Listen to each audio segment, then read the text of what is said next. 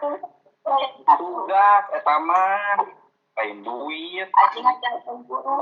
Dia mute Bu Lina. Bisa gimana sih?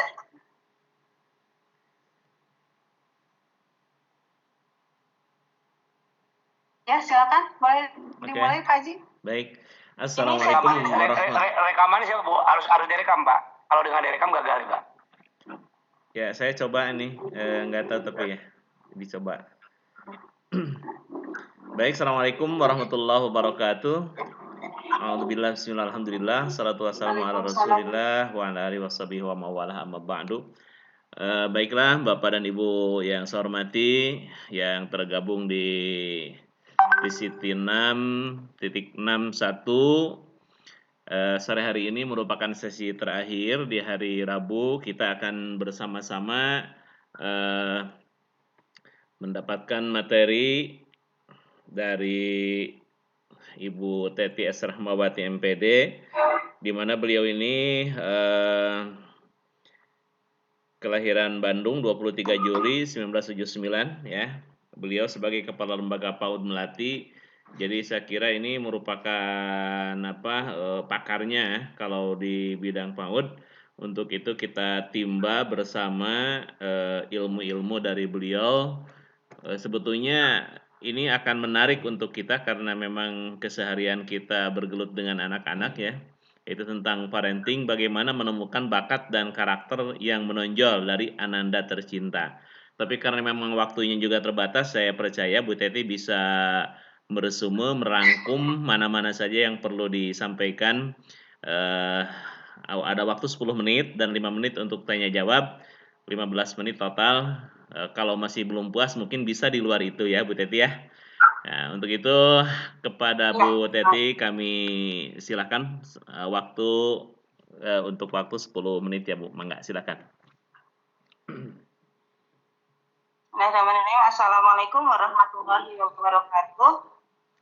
Mungkin untuk sesi kali ini saya akan mempersembahkan tema parenting, bagaimana menemukan bakat dan karakter yang menonjol dari anak-anak.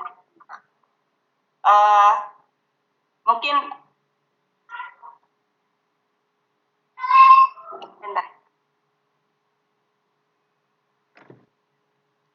pada kesempatan ini mungkin saya akan langsung, tidak ada, bukan karena biasanya kalau misalnya kita berbicara dengan guru-guru PAUD itu suasana memang seperti menghadapi anak-anak, perlu ceria, perlu istilahnya membangkitkan dulu semangat.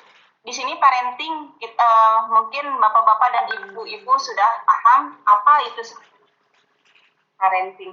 Kita persingkat saja. Kita langsung kepada yang utama mungkin di sini kenapa ada sesuatu yang misalnya ini ditampilkan di layar ini tentang kekerasan, membentakan, disalahkan, dibanding-bandingkan, itu akan mempengaruhi kepada otak anak. Itu akan membuat mereka stres dan itu akan mengakibatkan putusnya jaringan-jaringan sel yang ada di otak anak. Dari bentakan akibat kekerasan tersebut akan mengakibatkan proses belajar terganggu, sulit mengambil keputusan, anak tidak bisa menerima informasi dengan baik, tidak bisa membuat perencanaan dan tidak memiliki kepercayaan diri. Jadi pengaruhnya amat sangat besar. Dan untuk mengenai bakat, minat, dan kecerdasan, ini mungkin disampaikan selintas bahwa bakat atau potensi adalah kemampuan inherent dalam diri seseorang di bawah sejak lahir dan terkait dengan struktur otak. Kalau minat itu kecenderungan hati yang tinggi terhadap sesuatu, gairah atau dan keinginan atau interest atau passion. Jadi antara bakat dan minat itu berbeda. Kalau bakat itu bawaan, kalau minat itu dimotivasi. Jadi di sini ada perbedaannya. Jadi kecerdasan anak itu kadang seringkali terabaikan karena orang tua itu terlalu fokus pada pengembangan IQ-nya saja, padahal tes IQ hanya menguji kemampuan logika dan linguistik. Sedangkan dari bawah sadarnya atau dari kemampuan yang ada di dalam dirinya kadang kita sebagai orang tua tidak terlalu memperhatikan.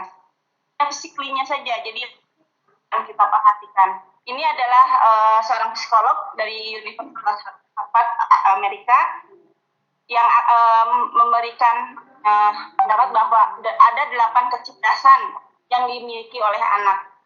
Mungkin salah satunya adalah kecerdasan secara linguistik atau bahasa. Kalau misalnya secara ini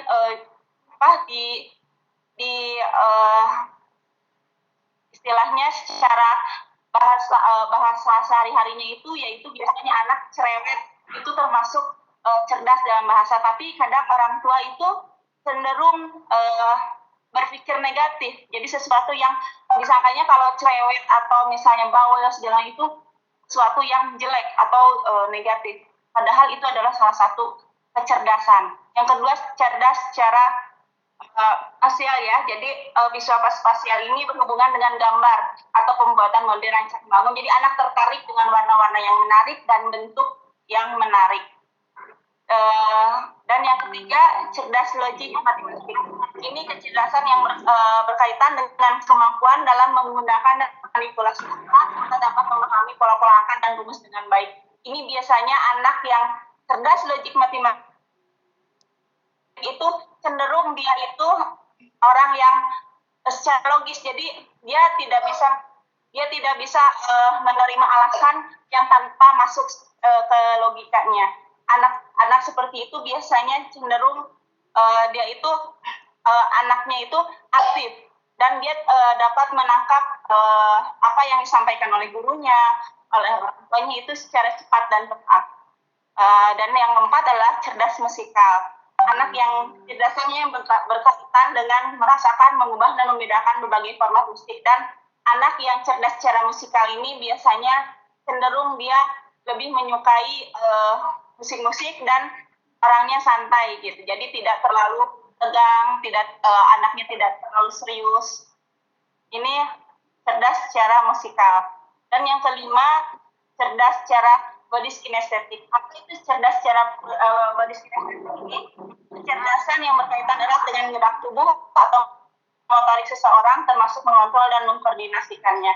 Di dunia PAUD, cerdas body kinestetik ini kadang orang tua tidak paham apa sih cerdas body kinestetik itu yang seperti apa. Padahal dalam keseharian itu anak-anak itu biasanya kalau sehat, anak-anak yang cerdas secara body kinestetik itu Sunda nama bisa cicing, bujur asupan, nah itu seperti itu adalah cerdas body kinestetik. Dia itu tidak bisa fokus terlalu lama, tapi dia selalu semangat untuk menggerakkan badannya. Nah ini seperti itu cerdas secara body kinestetik. Dan ini cerdas interpersonal, kecerdasan yang berhubungan kemampuan seseorang untuk mengenali dirinya sendiri, pahami kelebihan dan kekurangan diri sendiri, serta mengenal kondisi mental dan emosi yang dialaminya. Dia itu bisa mengelola perasaannya sendiri. Dan yang ketujuh, cerdas interpersonal. Apa sih cerdas interpersonal ini? Kecerdasan yang berhubungan kemampuan seseorang dalam berkomunikasi dan berhubungan dengan orang lain. Anak ini biasanya yang cerdas interpersonal, anak yang suka bersosialisasi, yang sosialisasinya tinggi, yang suka membawa teman-temannya ke rumah, yang kadang sama orang tuanya itu dimarahin kalau ngumpulin teman-temannya. Padahal secara tentang kecerdasan itu menurut ahli itu, bahwa cerdas interpersonal itu sangat baik. Jadi jangan sampai orang tua itu salah paham terhadap apa yang dilakukan oleh anak-anaknya. Makanya kita kadang sebagai orang tua suka membanding-bandingkan, suka istilahnya menyamaratakan antara anak yang satu dengan yang lainnya. Padahal masing-masingnya itu mempunyai bakat dan minat sendiri-sendiri. Dan kadang kita sebagai orang tua kurang paham apa sih yang dimiliki oleh anak-anak kita sendiri gitu. Dan yang kedelapan, cerdas natural. Ini biasanya di daerah kampung saya ini kalau misalnya melihat anak yang cerdas natural ini yang berhubungan kemampuan seseorang dalam berhubungan dengan alam sekitarnya, biasanya anak seperti ini suka bermain tanah. Senang kalau anak perempuan memetik kembang, memetik daun dijadikan istilahnya ya kalau sundanya anjang-anjangan atau apa, ya itu dia lah cerdas secara natural. Suka hujan-hujanan, suka panas-panasan, suka main bola di lapangan. Nah itu sebenarnya itu adalah salah satu kecerdasan. Tapi kadang cenderung orang tua kurang bisa memahami apa sih bakat minat kecerdasan anak kita gitu. Apakah setiap orang tua harus mengikuti bakat anaknya? Harus, karena itu adalah salah satu untuk cara orang tua untuk memberikan motivasi kepada anaknya. Dan mendidik yang hebat sebagai orang tua, kita akan temukan bakatnya, kita akan bangun minatnya, dan tentukan di sekolah mana anak itu bisa menyalurkan bakat dan minatnya.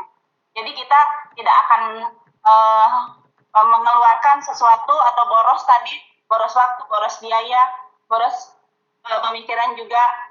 Jadi tidak akan sia-sia apa yang kita arahkan pada anak-anak kita. Dan ini ada kutipan dari Quran surat An-Nisa 9 bahwa dan hendaklah takut kepada Allah orang yang seandainya meninggalkan di belakang mereka anak-anak yang lemah yang mereka khawatir terhadap kesejahteraan mereka. Oleh sebab itu hendaklah mereka bertakwa kepada Allah dan hendaklah mengucapkan perkataan yang benar. Ini itu yang bisa saya sampaikan. Ngebut sebenarnya banyak yang ingin dipaparkan, tapi karena waktu mungkin yang istilahnya kalau misalnya ada yang mau bertanya mangga. Baik, terima kasih Bu Teti. Materi yang sangat menarik ini tentunya karena memang ini profesi kita yang rata-rata yang mayoritas yaitu bergelut dengan dunia anak-anak ya. Tapi sayang waktunya yang sangat sempit. 5 menit ke depan barangkali ada kesempatan untuk Bapak Ibu bertanya. Di sini ada 8 partisipan ya, 8 peserta yang hadir di room ini. Dipersilahkan siapa dulu yang mau bertanya. Dan sambil berjalan presensi silahkan diisi, sudah nongol tuh di chat ya.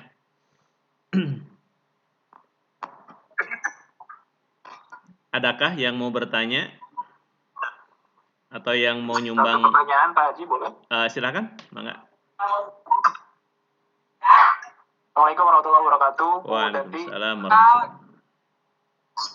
Ya, menarik Bu paparannya tentang kecerdasan anak ya Bu ya. Dari ke-8 jenis kecerdasan tersebut, kira-kira menurut Bu Teti dikategorikan cerdas itu kalau hanya anak bisa memperlihatkan satu macam kecerdasan saja atau lebih dari satu gitu Bu. Jadi kan suka ada tuh di PAUD atau di SD ada semacam tes kecerdasan gitu ya Bu ya. Nah, dikategorikan cerdas itu jika menguasai berapa macam kecerdasan Bu. Maka silakan satu tahun Bu setelah channel. Iya. Assalamualaikum warahmatullahi wabarakatuh. Ya, terima kasih. Pak Yan Ahmad ya. Mungkin untuk kecerdasan itu saling berkesinambungan Pak, karena tidak ada yang cerdas matematika saja atau misalnya cerdas bahasa cewek saja, tapi berkesinambungan antara satu dan misalnya dari ke-8 itu biasanya 1 sampai 4 itu hampir sama. Dia itu akan saling mendukung. Misalnya anak yang cerdas bahasa, ya itu cenderung dengan interpersonalnya bagus, itu akan biasanya akan saling berkaitan itu. Tidak ada yang misalnya hanya cerdas matematik saja, atau misalnya cerdas yang visual gitu ya, itu saja yang menonjolnya tinggi gitu. Biasanya kalau di tes IQ-nya itu berbedanya hanya sedikit saja Pak. Jadi cerdas yang satu dengan yang lain itu biasanya ada grafik untuk kecerdasan language atau bahasa, dia itu ada cerdas logik matematiknya ada musikalnya juga ada gitu, itu yang lebih menonjol gitu biasanya. Jadi nggak cuma satu.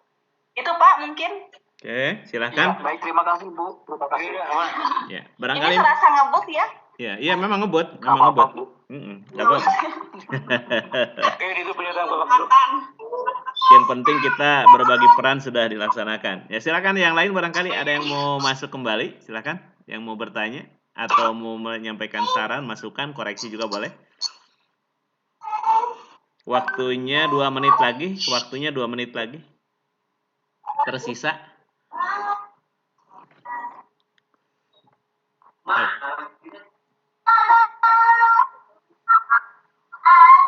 Atau pada sibuk ngisi presensi barangkali. Saya sudah sibuk saatnya tidak memantik. Jadi ini lagi pada sibuk isi presensi, Pak. Oh iya. Oh iya. Satu lagi Pak Haji. Silakan. Kalau buat Request Bu, PowerPoint-nya di share ya Bu ya. Di chat aja Bu, atur nuhun. Ya. Sampaikan atur nuhun. Ya. Jadi Pak Yan ini kayaknya karena sering berhubungan dengan anak TK ke sana berkunjung, jadi tertarik juga dengan anak PAUD, Bu. Tanes Pak, abi kan bungsu Pak. Sip, Bapak yang bagus. Iya. Ini Bapak yang untuk baik. orang tua kan ini. Ya. Untuk kita gitu sebagai orang tua. Iya, betul. Ya Bu, diantos Bu. Cuma enggak. Oke, karena memang waktu juga, Bu Teti, barangkali mau disimpulkan, silakan Bu, untuk penegasan. Iya, mungkin sebenarnya pada untuk closing ya, pada intinya, yang namanya bakat, minat, dan kecerdasan anak itu orang tua wajib mengetahui, wajib support, wajib istilahnya untuk memberikan motivasi kepada anak. Jangan sampai kita sebagai orang tua tidak paham apa maunya anak, apa bakatnya anak, atau bagaimana kecerdasan anak. Jadi jangan sampai kita menyekolahkan atau misalnya mempercayakan kepada guru, sedangkan kita sendiri sebagai orang tua tidak paham tentang anak kita sendiri. Mungkin itu yang bisa saya sampaikan. Mohon maaf apabila kurang berkenan atau saya banyak kekurangan di sana gitu. Saya tutup wabillahi taufiq. Saya ngurung pun kadir. Baik. 15 kan? Terima kasih Bu Teti yang telah menyampaikan paparan materinya. Sekali lagi, sebetulnya ini lebih asik kalau langsung di kopdar ya, karena di sini ada ice breaking-nya, ada game-gamenya yang tidak tersampaikan tentunya di online ini. Mudah-mudahan nanti ke depan bisa lebih lebih ada waktu leluasa lah gitu, atau mungkin ini merupakan tantangan juga, tawaran, nanti beliau bisa diundang ya pada saatnya untuk hadir di tengah-tengah kita. Demikian barangkali yang dapat kami sajikan di season terakhir di siang hari ini. Kalaupun nanti malam masih ada season, kita tetap masih semangat mudah-mudahan sambil mengutak-ngatik aplikasi itu yang dikasihkan oleh para instruktur. Terima kasih terutama kepada para petugas yang melaksanakan tugas hari ini. Saya sendiri selaku moderator, Ibu Teti selaku presenter, dan Ibu Lina selaku host. Kami serahkan kembali kepada Ibu Lina. Terima kasih juga pada para instruktur yang telah memandu kami dan partisipasi dari seluruh peserta. Terima kasih. Assalamualaikum warahmatullahi wabarakatuh. Waalaikumsalam warahmatullahi wabarakatuh. Alhamdulillahirrahmanirrahim. Terima kasih Pak Moderator, terima kasih juga Bapak Ibu instruktur, terima kasih juga Bapak Ibu peserta yang masih tetap standby pada sesi terakhir ini, kejar-kejaran dengan azan maghrib. Baiklah, itulah pemaparan yang sudah disampaikan oleh narasumber. Saya tutup acara. Alhamdulillahirrahmanirrahim. Assalamualaikum warahmatullahi wabarakatuh. Assalamualaikum warahmatullahi wabarakatuh. Ibu mau lagi. Adik.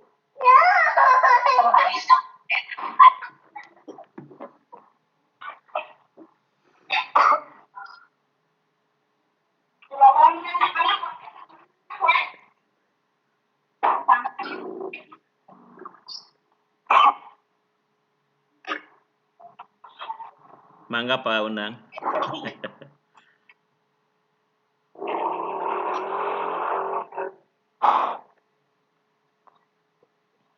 Mangga turun Pak. Sami-sami.